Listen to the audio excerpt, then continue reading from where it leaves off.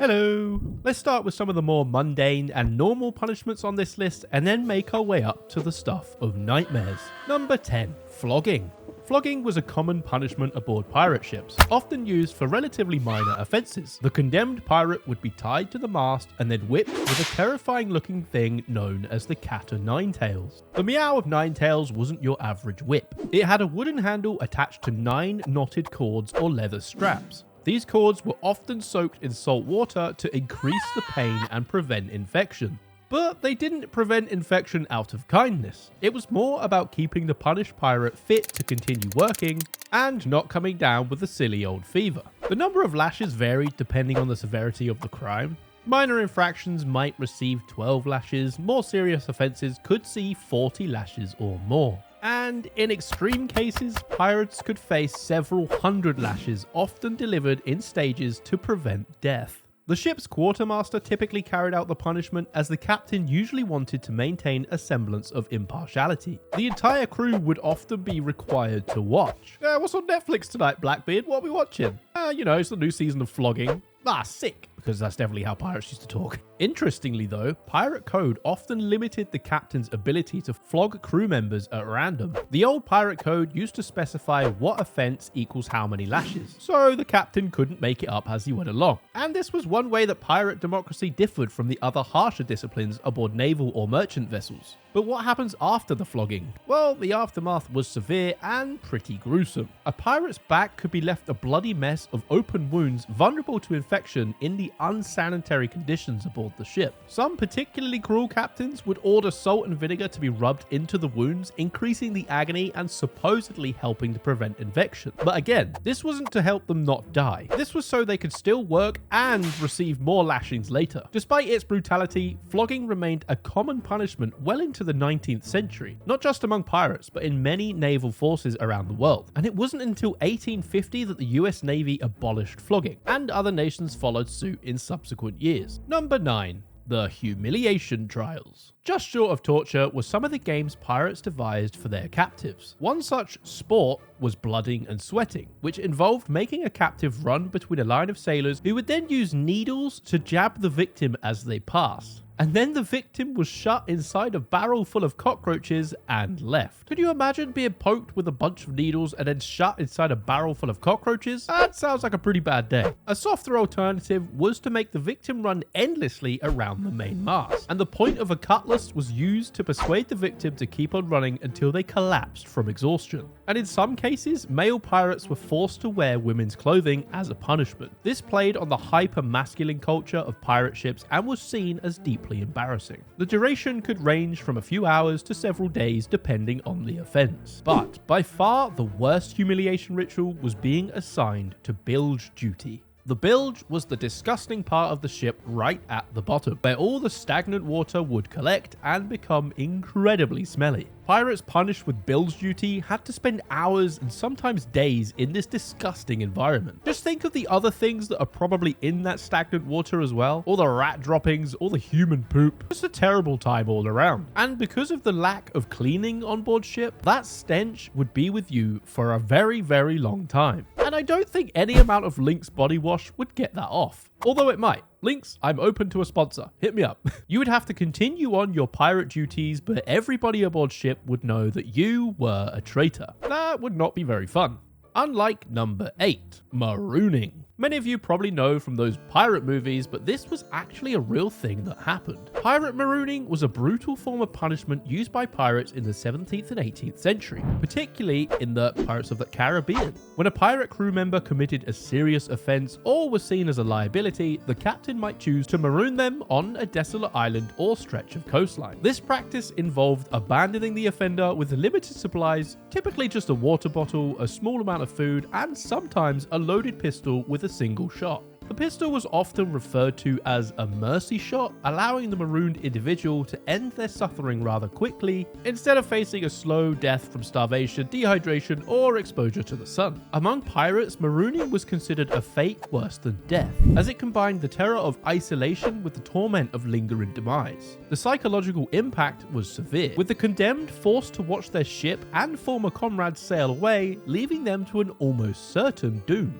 While a few lucky individuals were rescued by passing ships, most maroon pirates perished alone on their island prisons. Their fate served as a stark warning to the other crew members about the consequences of betrayal. The practice of marooning declined as piracy became less prevalent in the 19th century, but it left an incredible mark on the maritime law and continues to captivate the imagination of popular culture depictions of pirate life. But as if it couldn't get any worse, now we have number 7. Ear nailing. Have you ever thought that your earrings were a bit too tame?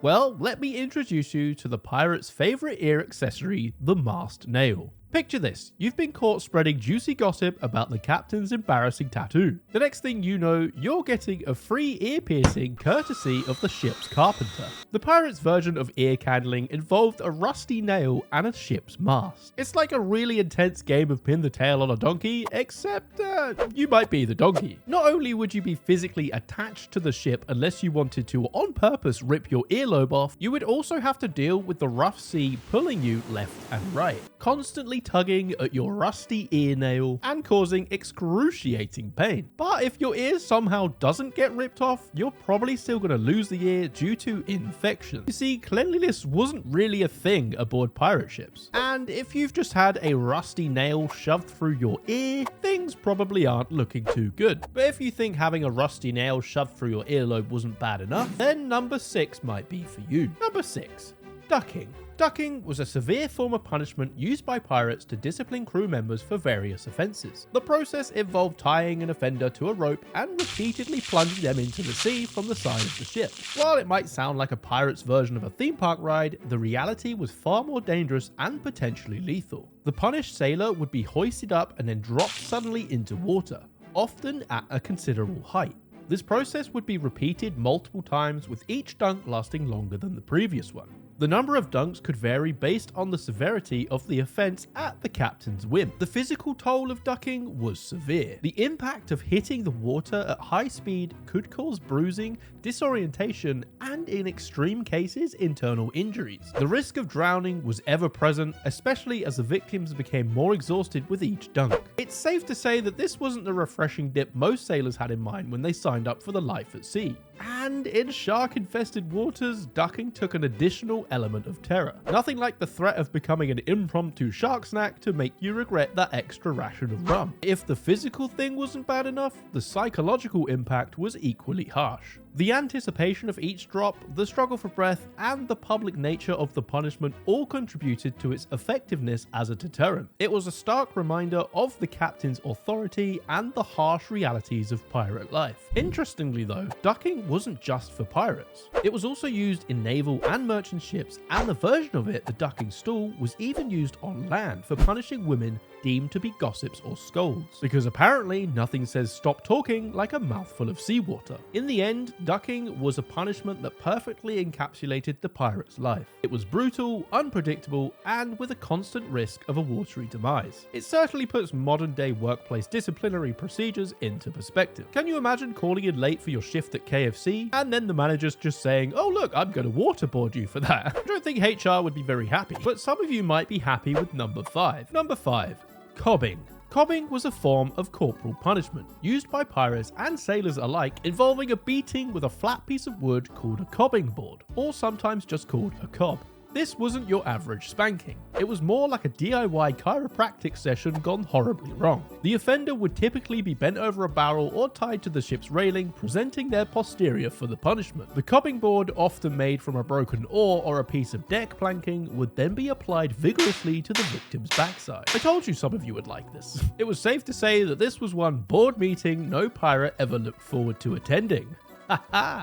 The number of strikes would vary based on the severity of the offence and the mood of the person administering the punishment. So if your punisher had a nice dinner, you might get off lightly. But if he just spent 6 hours assembling an IKEA flat pack that was advertised to be simple and it actually wasn't, this totally didn't just happen to me, then you maybe would have had a worse time. While cobbing might seem less severe than some other pirate punishments, it could still cause significant injury. Bruising was a given, but repeated strikes could lead to more serious damage like muscle tears or even broken bones. Probably the only time in history when someone hoped for splinters as a best case scenario. And the public nature of the punishment added to an element of humiliation to the physical pain. The pirates sure do love humiliating their captives, don't they? Being cobbed in front of your entire crew was a surefire way to lose your standing as the ship's tough guy. It's hard to maintain a fearsome pirate image when you're yelping with every step for the next few days. Interestingly though, cobbing was sometimes used as a form of group punishment. If the captain couldn't identify a specific culprit for an offense, he might order the entire crew to be cobbed. Nothing like a team building exercise quite like the shared experience of collective butt pain. And in the grand scheme of pirate punishments, cobbing was considered relatively mild. When the alternatives are something called knee hauling, which we'll get into later, suddenly cobbing isn't that bad. Ultimately, cobbing served as a painful reminder of the strict discipline aboard pirate ships. It was an effective deterrent for minor offences and a way for captains to maintain order without resorting to more severe punishments. And if you want a severe punishment, let's check out number 4. Number 4, gagging. How much do you enjoy speaking?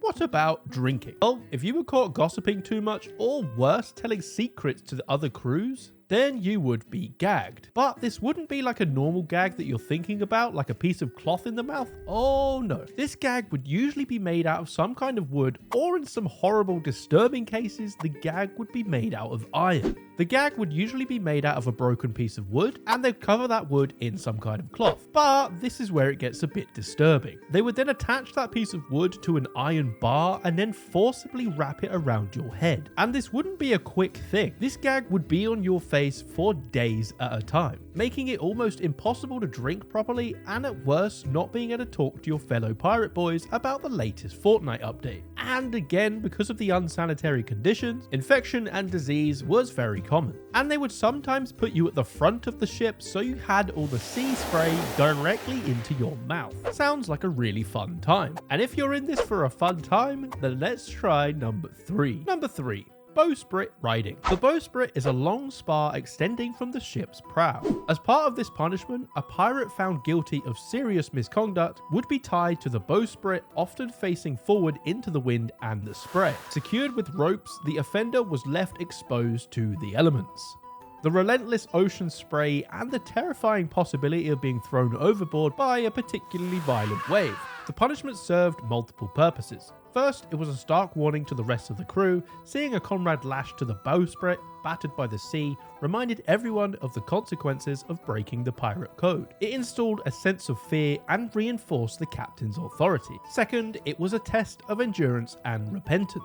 The physical ordeal was immense. The pirate had to endure the cold, the constant spray of seawater, and the ship's relentless movement, which could lead to severe exhaustion and injury. Surviving such a punishment was a testament to the pirate's resilience and often led to a grudging respect from the crew, albeit with a clear message about the limits of acceptable behaviour. Lastly, and unsurprisingly, the bowsprit riding punishment was a form of public shaming. The crew would often be told to gather round and witness the punishment, just again to reinforce that you should not be naughty on a pirate ship. In the brutal reality of pirate life, bowsprit riding was a grim but effective means of maintaining order. Just like most of these punishments, if you do something naughty, expect to be exposed publicly and painfully. And if you want to talk about being exposed publicly and painfully, then let's talk about number 2. Number 2, hanging from the yardarm. If you were silly enough to get caught doing something the captain of your ship didn't agree with, then you might find yourself forthcoming to the punishment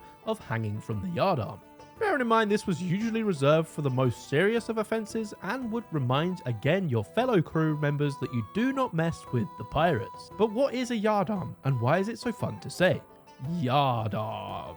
The yardarm is a horizontal beam attached to the mast of a sailing ship, used to support and maneuver the sails. Positioned high above the deck, the yardarm plays a crucial role in the operation of the ship, and it's typically made of strong wood or metal to withstand the immense forces exerted by the wind and the weight of the sails. Out of all the places on the ship, the yardarm was perfect for hanging. The punishment was not only intended to serve as a deterrent to others, but also demonstrate the captain's authority and the severe consequences of disloyalty and rebellion. The sight of a fellow pirate's body swaying in the wind was a powerful symbol of the lawless and brutal nature of life at the sea. And maybe if you were a pirate and you saw your friend hanging around, you'd think twice about breaking the pirate code. Yardarm.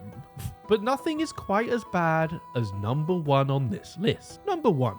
Knee hauling. Have you ever fancied a high-speed underwater tour of a pirate ship? Well, knee hauling was the pirates' way of offering just that, though you'd probably want to politely decline. So what was so bad about this punishment? Well, with knee hauling, they would tie your hands and feet and toss you overboard from one side of the ship. And with a rope attached to the other side of the ship, they would drag your body under the keel to the other side. One of the main reasons why this punishment sucked so bad is because the bottom of the ships were not freshly cut, smoothed out wood. Oh no. They were covered from bow to stern in razor sharp barnacles and other sea crustaceans. It would be like being dragged along the road by a car, but the road is made out of shards of glass. And if you somehow survived the ordeal and didn't get eaten by a shark, you would still definitely have life-altering injuries and would most likely die after a few days. I can't even begin to imagine the excruciating pain that would have caused. That, coupled with the experience of almost drowning, I'd say that this must be the worst one on this list. Let me know what you thought. I'll see you in the next one. Subscribe if you're new. Peace out and goodbye.